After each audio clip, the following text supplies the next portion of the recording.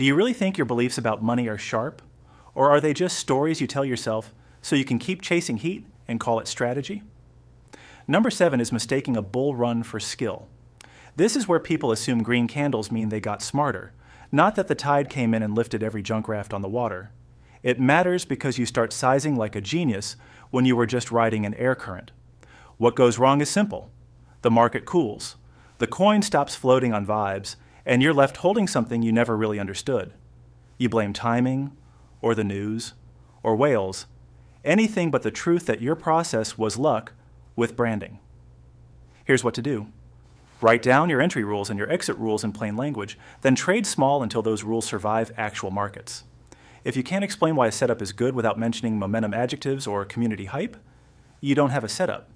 If your so-called edge can't show consistent behavior across 12 months with different moods, it isn't an edge, it's a story you tell yourself to stay in the game. Stop grading yourself by wins. Grade yourself by whether you followed your rules and whether the rule set would make sense to someone who doesn't care about your bags. And if you find you can only trade well when everything is up, you don't have skill, you have exposure. Exposure without discipline is fuel for someone else's exit. Number 6 is outsourcing judgment to influencers and group chats. When you let a personality carry your conviction, you're renting courage at predatory rates. It matters because their incentives are not your incentives, and you won't see the bill until you're down and rationalizing. The common failure here is mistaking repetition for research. 10 posts say the same thing, and you assume consensus equals truth. It's just copies of a press kit wearing different avatars.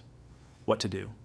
Demand primary sources, white papers, audits, on-chain flows, actual code repos, not screenshots of returns. If the champion of a project can't answer basic questions about how revenue is produced, who bears the risk, and which counterparties can fail, you already have the answer. If you can't independently name 20 sources that aren't all mutually quoting each other, you're not informed, you're recruited. Filter your feeds like you'd filter spam. Anyone showing lifestyle, urgency, or insider language is marketing to your emotions. Anyone showing risks, failure modes, and boring operational details might actually be trying to help. And every time you feel flattered to be early, assume you're just early enough to be useful to the people exiting later. That mindset will save you from signing up to be inventory. Number 5 is ignoring custody and counterparty risk. People leave assets on platforms because moving them feels annoying, or because the interface is shiny. It matters because custody is the part of the stack where your paper wealth turns into real or nothing. What goes wrong is always a variation of the same theme: withdrawal delays, legal freeze, a maintenance banner that never comes down, and a customer service loop that treats you like a ticket, not a client. By the time you see smoke, the doors are already welded shut. What to do is tedious, but it's the point. Learn how to self-custody small amounts first, document your steps, and test recovery without trusting memory. Keep hot balances minimal and never assume you can move size instantly in a panic. You don't learn how a platform treats you until you try to exit through it repeatedly, so build that habit with 13 withdrawals before you trust it with real exposure. Build a map of where your assets live, what keys unlock them, and which risks each venue presents. If that map lives only in your head, it's a liability, not a plan. And remember, a custodian is just a business model with a login screen. If the business model needs your deposits more than you need their service, you're financing their risk without being paid for it. Number 4 is chasing yield you don't understand. That ridiculous return isn't a gift, it's a clue. It matters because yield comes from somewhere, and if you can't identify the payer and the mechanism, you are the payer and the mechanism. The classic failure is confusing token emissions for income. The platform prints, prices drift, and you feel richer while your claim on anything real gets thinner. It works until the last buyer stops believing. What to do? Trace the cash flows. Who funds the payouts, and what happens when they stop? If a program can't function without constant inflows, you're in a redistribution scheme with branding, not an investment. If a protocol requires a 90-day lock and pays you in its own token, assume you're the marketing department, not the investor. Prefer boring, transparent sources of return where the math is clear and the counterparty is identifiable. If it's complicated by design, it's probably not designed for you to win. And never let vesting schedules, lockups, or bonus tiers trick you into serving as collateral. Liquidity is a feature, not a perk, and any product that sells you on giving it up is selling you on their timeline, not yours. Number 3 is pretending liquidity is always there. Thin markets feel fine on the way in and stop existing on the way out. It matters because price is just the last trade, not a guarantee that you can get your size off without moving the market against yourself. The error here is shopping by headline scale and ignoring depth. A token can look active by volume, but if it's spread across a handful of hours or pairs you can't access, your exit is a fantasy. What to do? Look at order book depth, slippage at realistic sizes, and concentration of holders. If it only trades smoothly when you simulate tiny clips, don't build a position that needs generous conditions to survive. When a small set of wallets holds 80% of supply, you are not an investor, you are exit liquidity. Use limit orders, stage exits, and be honest about how quickly you need to unwind.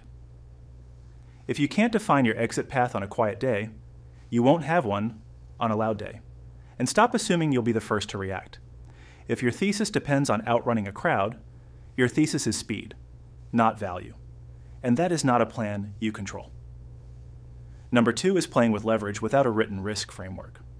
Leverage is just time travel for P&L. You pull future outcomes into the present and hope the path cooperates. It matters because path risk is what knocks you out, not the final destination of your thesis. The failure mode is averaging down because you think lower price equals better value while your margin shrinks. The market can stay wrong about your view longer than your account can stay alive to see it resolve. What to do? Define position size by what you're willing to lose, not what you hope to make. Place stops where your thesis is invalidated, not where the pain is slightly less. Funding, spreads, and volatility are part of the cost, not background noise. If you don't understand how quickly a position liquidates at 10 times leverage when volatility spikes, you have no business pressing the button. Keep your collateral ring-fenced from your living expenses and never let a single trade decide your month. If you need to win soon, you've already lost control of the game you're playing. And if you catch yourself moving stops farther to avoid the feeling of loss, close the trade and downgrade yourself to demo until you can follow your own rules.